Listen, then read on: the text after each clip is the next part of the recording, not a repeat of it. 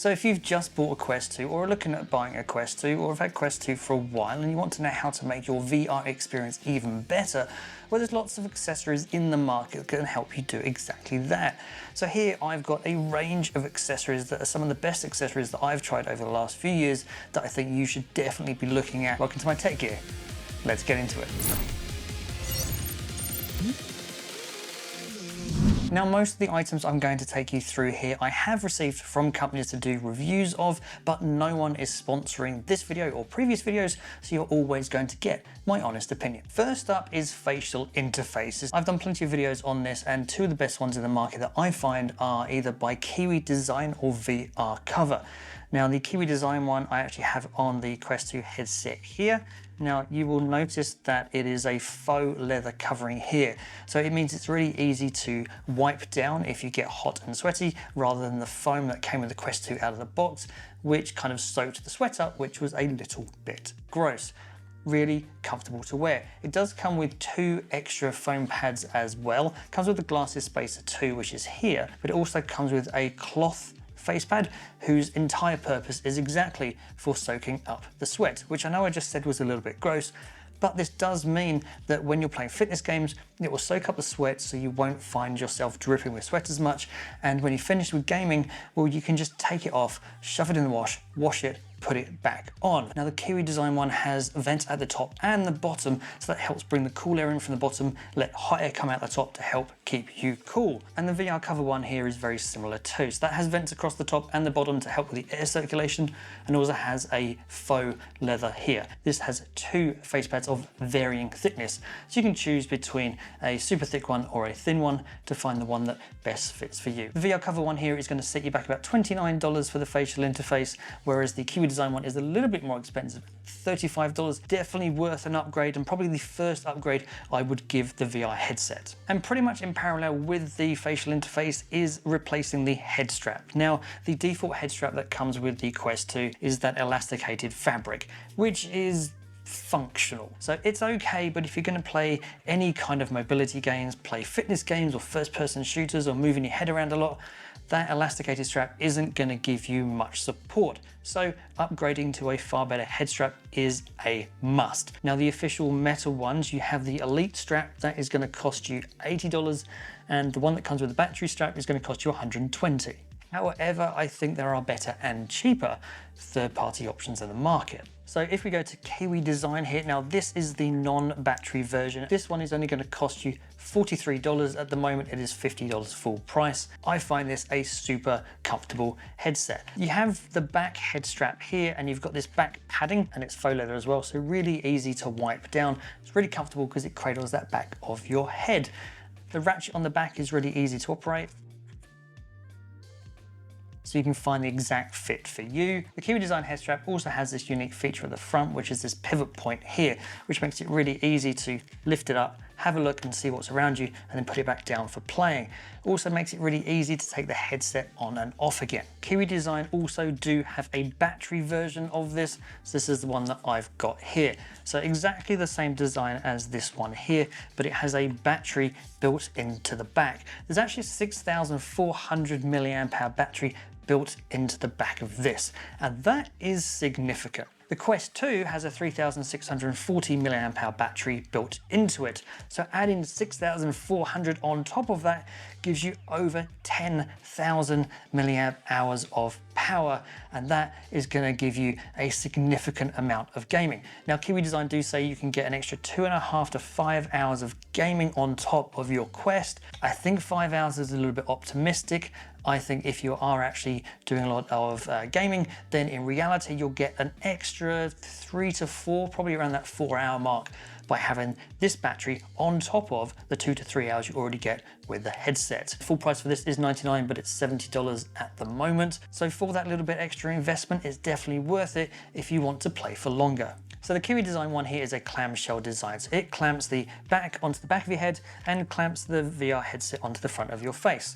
Now, not everybody likes that design. You can also get a halo strap design, which puts the pressure on your forehead rather than on your face. Now, probably the best in the market at the moment is the M2 Plus, and that comes in two variants, same as the Kiwi design, with and without a battery. That's going to cost you about $46 or $99 for the battery or non-battery variants. Definitely worth checking out. I don't have one here, and that's mainly because I can't get it in this country.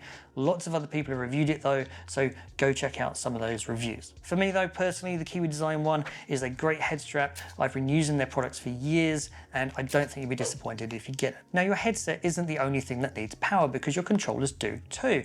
Now, whilst this takes a single AA, and that does last quite a while, if you don't want to keep chucking out AA batteries and getting new ones, you can get rechargeable batteries. Now, probably the go-to here is the Eneloop batteries from Panasonic. I use these in my controllers, in my remote controls, in pretty much anything. Good batteries. Make sure if you do buy them that you get the quick charger, which will charge these batteries in about 3 hours. Definitely worth a buy. They're only going to cost you about $28, including the charger. Now, if you don't want to bother with any of that, and you don't want to bother with charging your batteries or your headset, or you actually want to make that a bit easier, then charging docks are the way to go. Now, you can get the official Anker charging dock. That's going to cost you about $100. However, what I've got here is the AMVR version. This does pretty much the same thing. It will allow you to charge your headset. So your headset just goes onto here. And then your charging dock for your controllers allows your controllers to just slot in here. Now, it's going to charge your controllers using these controller covers here. So these go on and replace the ones that are sitting on your controllers by default. And you've got the connection points here, which is what connects to the charging dock and allows these controllers to charge as well. And this will cost you about $70. Really great all-in-one charging solution. Now, whether you're using the Quest 2 with a charging dock, without a charging dock, with a battery strap, without, you're going to need probably USB cables at some point. And the ones that I use are the ones from JS Aux. I've got these. There are two variants here. One is a USB-C to USB-A, and one is a USB-C to USB-C. These come in a variety of lengths. They come in 1, 2, and 3 meter lengths, or 3, 6, and 10 feet. Come in a double pack, set you back about $14 for a twin pack. These cables are super useful to have, and then you can use it to charge your headset wherever you want with a more convenient length. So whilst we're on the subject of USB cables, whilst the Quest 2 can do VR gaming standalone, and it's great at that, you can also plug it into a PC to do PC VR gaming, which is awesome. Now, you can use Wi-Fi, so you can use a 5 GHz Wi-Fi router in order to do wireless gaming to your PC. But if you don't have one of those, the cheapest way to get PC VR gaming up and running, assuming you have a VR capable PC, is a USB cable. So I've done various reviews on different cables. The favorite sort of USB-A to USB-C one I use is the Kiwi design one that is here. This is a 5 meter USB cable. I find it really useful. I find it good. It stays connected. I just find it a really good cable. Only $17 on Amazon at the moment. So it's a really, really cheap way of getting into PC VR gaming without paying too much. If your PC can do it though, it is definitely worth, and you actually want to pay the extra money, it is definitely worth doing the USB-C to USB-C. The official Meta cable is $80, which I think is quite expensive. This fiber optic one, the USB-C to USB-C, this is from a company called Fiber. Fiber optic, same as Meta, but this will only cost you $50. And this is super, super flexible. A lot more flexible than a standard copper cable like this one here. It does cost more money. It will keep your headset charged more, but not everyone has a USB-C port on their PC. So get the best one that matches your budget and also matches the spec of your PC too. So controller grips, I've got into those a little bit. So this one here was the controller grip cover that came with the charging dock, the AMVR one that I had before. Now, AMVR do a version of this which doesn't need the charging dock. That is pretty much the same as this one here. The only difference is that instead of the connection points here for the charging dock, it replaces that with a removable door, so you can remove and replace your batteries without having to take the whole cover off. If, however, you do find that your straps or the controllers themselves are quite small, then I'd actually recommend going up to something like the Kiwi Designs Pro Controller grip covers that are here. These add significant size to your controller. So here you have a battery cover here, which you can then use to get to the battery without having to take the cover off, which I find really good. This does clip over the top.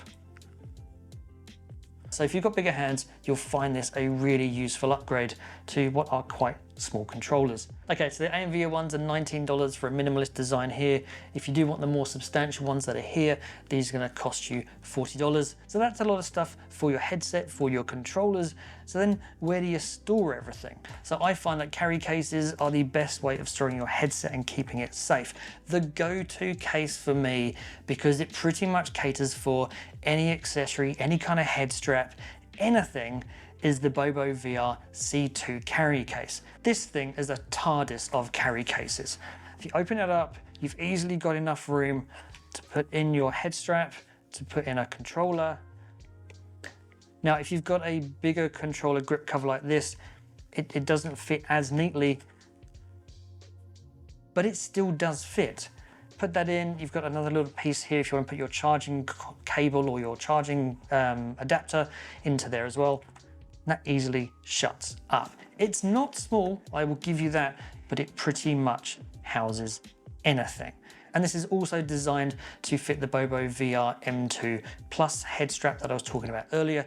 So if you can get a Halo strap, then this case is more going to cover for that. Now, if you're after a case that is more compact than this, but is still capable of taking customized straps and grip covers like that, then the Orbica carry case here is more than capable.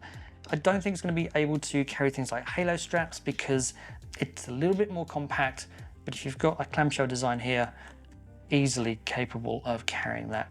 There you go, easy enough space for both those controllers. Easy, nice, compact little case. I do still prefer the Bobo C2. I just think it's a little bit more adaptable to potentially changing needs. Now we get to sound. Now, whilst the sound that comes out of the speakers built into the Quest 2 is okay, you will get far better sound by plugging headsets into it, because Soundcore, which is a subdivision of Anker, have now released the VR-P10, a pair of made-for-Meta wireless earbuds, and these are awesome. So these actually go just straight into your ear, just like any other pair of earbuds. And the difference is that it's not using Bluetooth to connect your headset. It uses this USB dongle here. So this dongle plugs into the USB-C port of your headset. And it then uses 2.4 gigahertz Wi-Fi to connect directly to your earphones. So you get latency that's like under 30 milliseconds. Plus the advantage is that you've got a USB pass-through here. So if you want to use it with a battery headset, then you can do that as well without losing wireless ears or wireless sound. It actually supports dual connections as well. You can connect it via Bluetooth to your phone and by Wi-Fi to your headset. So if someone calls you, then you can actually take a call on these and then go back to your gaming. These are going to cost you officially $99, but they are currently $69 on Amazon. Now we're into controller accessories. One of the first ones to look at here is the Zyber VR 3-in-1. Right, so putting this onto controller is really easy. You just clip this thing over the top, line it up, and it's in. So you can do the same on the other one. Then you've got two controllers for wielding with games like Beat Saber or Ragnarok. You could then do a longer one if you wanted to play, I know, some lightsaber-y type game, but then you can also take this thing off here, put one on the other side, and then with the other controller on, you've got a long handle for kayaking games, or you can use it in games like Beat Saber as well. But for kayaking, it's really good because now both controllers are attached to each other. And then if you want to take the controller off to play another game, you just unclip this button here and it comes off. Super, super easy, really good accessory. And that's only going to cost you about $46. So considering it's 3 accessories in one, it's definitely a good buy. So staying with Zyber VR, they also released their controller grip. This has exactly the same endpoint as their 3-in-1 handle. So really easy to take your controller on and off. Now gives you more of a golf grip style handle. So you could use this one as a golf grip if you wanted to, but the handle is quite fat, so it helps with immersion, but it's not as good as a dedicated golf grip. Now, it's not particularly heavy, which some people might like, some people might not. If you want something that's a little bit more substantially golf-like and has more significant weight to it, then the Halo-Reel Pro Swing Golf Club here is definitely worth a look. Now, I've played this with this for a while, and this is their version 1, which was okay, but they 3D printed their controller holder, which I wasn't particularly a fan of, and you had to order a left or a right one. You couldn't have it ambidextrous. They have now updated this, so now their controller grip cover is injection molded and it is ambidextrous, so it will be good for left or right controllers, which is a really good upgrade. The handle for this is really good. It's definitely a good golfing grip. Zyber VR1 here is $46, and the Pro Swing comes in 2 different configurations. You've either got $55 without this weight thing here, or $60 with the weight. If you're wondering what the weight is, well, the Pro Reel one is going to weigh about 525 grams with the controller added, or if you look at the Zyber VR1 with the controller added, that's going to weigh about 381 grams. So 2 accessories that really do sort of add to your golfing experience if golfing is your bag. So if first-person shooters are your thing, then there really is only 1 accessory that has really upped my gameplay. It made me better at the game and made me more immersed in the game as well. And this is the ProTube VR MagTube Gunstock controller. This thing is a serious piece of kit. It comes in 2 configurations. You've got a steel option or a carbon option. This is the carbon one, so it is lighter. But then the ease of use is that you can then take these off, use it to reload, and then snap that back on, because these points here are magnetically attached. You can also put this into any configuration that you want by making pivots here to make it an ideal fit for you. It also comes with a strap to put around your shoulder. It does need a little bit of muscle memory so that you understand where your magnetic points are when you're reattaching, because you can't see the gun stock when you're playing. But with a bit of practice, this definitely ups your game. Price-wise, it's gonna set you back $128 for the steel version, or up to $163 if you want the carbon version that's here. Definitely worth it if first-person shooters are your thing. So as mentioned before, most of the things here I've done in-depth video reviews for. All the links for those are in the description down below, along with their respective purchase links if you want to go and check those out. I do hope this video has given you some great ideas for some accessories that you want to buy for your headset to make your VR experience even better. Thanks for watching. If you're not subscribed yet, please consider doing so using the button down below. And as always, I'll see you in the next one.